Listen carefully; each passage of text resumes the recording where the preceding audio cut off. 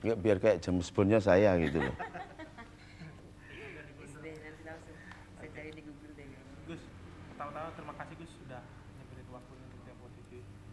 Nggih, Mas Rio. Ngobrol-ngobrol tentang ini pesantren Soko Tunggal. Ini udah sejak kapan berdiri, Gus?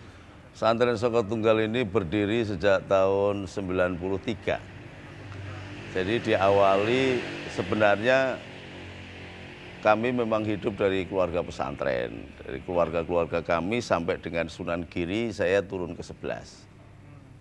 Dari canggah kami Sultan Abdul Hamid. Cuman pendirian ini tidak disengaja. Jadi ketika saya masih pegang perusahaan multinasional deh. Kemudian divonis oleh dokter umur tinggal 6 bulan. Tahun 90 itu. Karena saya kena kanker liver dan gula. Jadi gulanya sampai 650, livernya sudah berat. Nah, dalam kondisi begitu, akhirnya kembali kepada barak gitu, kepada habitnya. Akhirnya tinggal sisa 6 bulan itu saya pergunakan untuk kontemplatif ke makam-makam. Jadi yang semula memang sudah diajak-ajak Gus Dur, cuma saya nggak mau. Nah, setelah umur tinggal 6 bulan, maka harta benda saya keluarkan semua, saya amalkan semua, tinggal baju 3 setel. Baju 3 setel, terus berjalan aja dari makam ke makam, makam ke makam, terus nggak terasa ternyata sudah 3 tahun. Nah, ketemu dengan ulama-ulama besar yang rata-rata sekarang sudah meninggal kayak Gus Nur Salim Bahar Malang, kemudian Kiai Haji Khalil Sondaji Sucen Purworejo, kemudian Mbah Zahid Sulang Kemadu, Mbah Lim, Mbah Hambali, dan ulama-ulama besar, Mbah Fakih, Gus Dur sendiri yang menyarankan, Gus bikin pesantren. Sudah saatnya sampai bikin pesantren.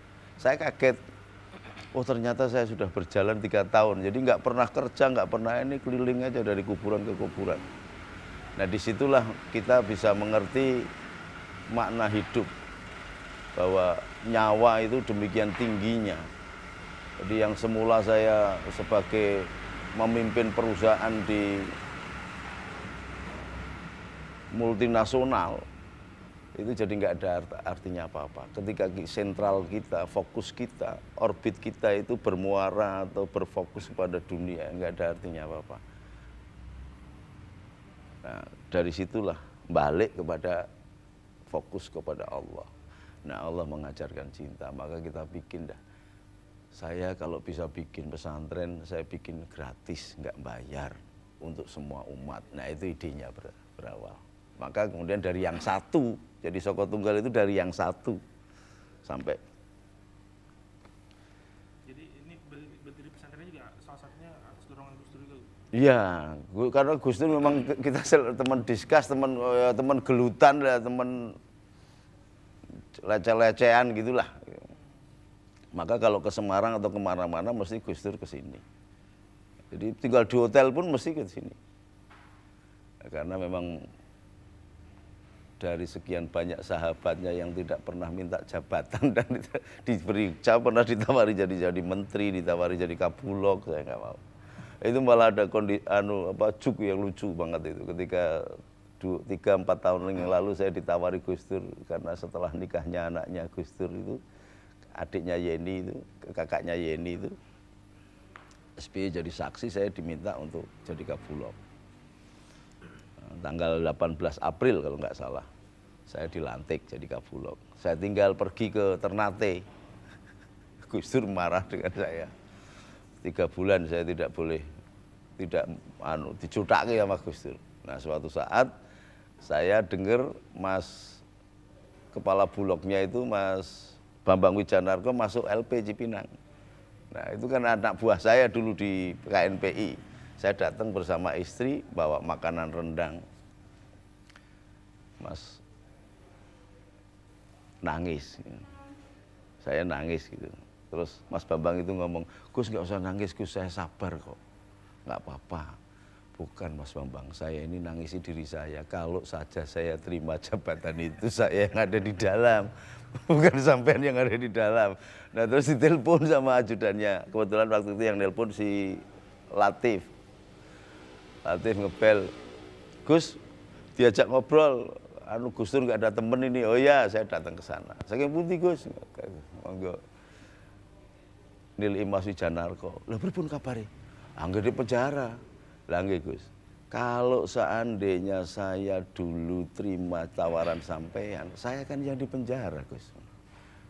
Nah, Gus Dur itu dengan entengnya ngomong, karena saya tahu sampean mesti menolak, maka saya tawarkan ke sampean, tidak saya tawarkan ke yang lain gitu loh. Jadi menang dewe karena Gus Dur itu gitu. Terus kalau pesantren Sokotunggal sendiri ini pesantren seperti apa sih Gus? Di pesantren ini sesungguhnya mengajarkan kepada kita tentang semangat menghargai manusia. Jadi bukan apa-apa. Jadi berangkat belajar menghargai manusia karena Allah sendiri memuliakan manusia. Wa idza karomna ala bani Adam. Sesungguhnya Allah sudah mengangkat derajatnya anak cucu Adam. Nah, kalau itu manusia, itu pasti ada unsur malaikat, ada unsur setan.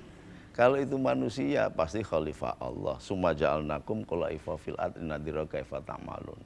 Nah, khalifah Allah berarti harus mengaplikasikan ruh rabani yang ada di dalam dirinya.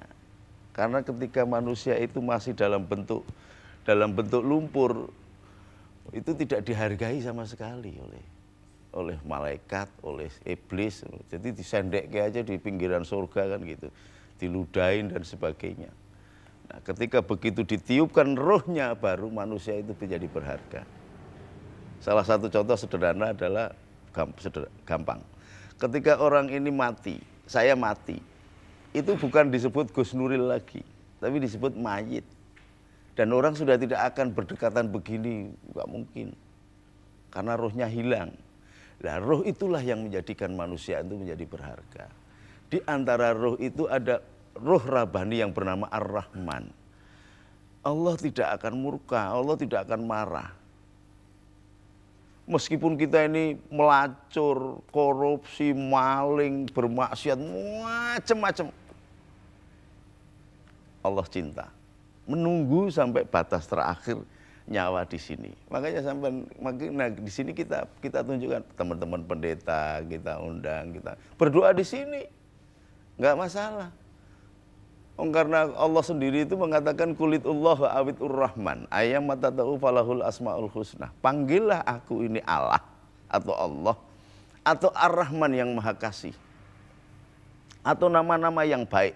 Jadi ketika ada teman pendeta memandang Bapa itu baik atau Yahweh baik atau teman-teman dari pedanda mengatakan Sang Yang Widiwasa baik atau yang tukang ngecat Lombok itu nama yang baik, enggak masalah.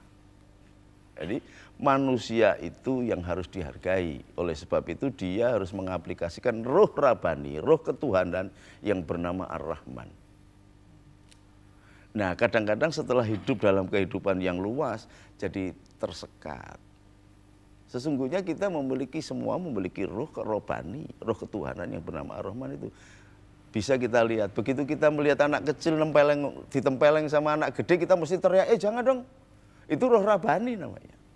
Nah, kemudian setelah pragmatisme berjalan, kemudian baru ditelusur, biarin aja, bukan partai gua kok, bukan agama kita kok, tidak seagama kok, tidak sesuku kok, biar aja ditempeleng atau.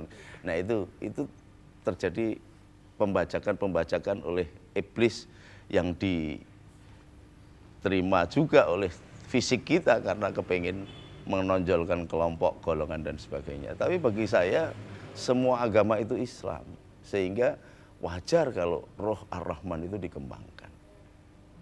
Nah, banyak orang yang berpendapat bahwa yang tidak sholat itu kafir gitu kan. Salah, Nabi Adam kapan sholat? Apa Nabi Adam kafir? Nabi Nuh kapan sholat? Apa Nabi Nuh kafir? Nabi Yunus kapan sholatnya? Wong risalah sholat itu diberikan kepada Rasulullah setelah Rasulullah berumur 43 tahun, itu pun setelah Isra wal Mi'raj. Sebelumnya juga Rasulullah nggak sholat gitu loh. Ini pemahaman agama yang yang sekarang ini demikian rusaknya, karena kemudian muncul lagi paham-paham Wahabi yang datang sesungguhnya dari kelompok ekstrim Zionis ya, yang dialat masuk ke Indonesia sekarang ini. Jadi semakin nggak karu-karuan. Terus kalau implementasi sendiri Gus di sini ya, tentang keragaman multi agama itu seperti apa Gus? Santri kita ada yang Kristen, ada yang Hindu, ada yang apa, pendeta-pendeta pada kesini silakan. Kami belajar kalau di Rawamangun begitu, ketika saya menyampaikan materi pelajaran banyak romo-romo dari katedral datang. Ya tidak masalah. Wong Islam itu sesungguhnya agama yang disempurnakan. Jadi mau ngupas bedanya yang mana? Kalau mencari bedanya saya sama sampean juga berbeda. Padahal sama-sama gondrongnya loh. Ya kan? Kalau dicari bedanya berbeda. Kalau dicari samanya sama. Lalu apa? Wong sholat yang kita gunakan ketika Allahu Akbar kemudian membaca Inna sholati wa nusuki wa mahyaya wa mamati lillahi rabbil alamin la syarika lahu wa bidzalika umirtu wa ana minal muslimin. Itu ucapan siapa coba? Hanifah muslimah wa ma ana minal musyrikin. Itu ucapan Ibrahim. Iya, ketika kita membaca wahuyi laiki bijitinah lati itu kita laiki rotuban janian, itu ucapan siapa? Itu ucapan Jibril kepada Maria, ibundanya Yesus atau Isa Al-Masih, karena Yesus kelaparan. Karena apa kelaparan? Susunya tidak keluar. Karena Isa itu lahir bukan karena biologi. Karena dari kalamullah, dari ucapan Allah, firman Allah. Sehingga memerintahkan kepada Maria untuk menepuk pohon kurma. Pohon yang gede begitu dengan ucapan itu bisa melengkung, kemudian dipetik kurmanya yang muda namanya rutop, terus dikasihkan untuk dulang. Karena di tengah padang pasir, diusir keluarganya. Justru Islam yang membela Maria dan Yesus. Karena di keluarganya dikatakan ini pelacur atau berzina. Wong sudah bertunangan dengan Yusuf kok malah sudah hamil duluan belum kawin gitu loh. Islam yang membela di dalam Al-Quran itu. Maka Isa dikasih rotoban kurma muda dengan demikian ketika kemudian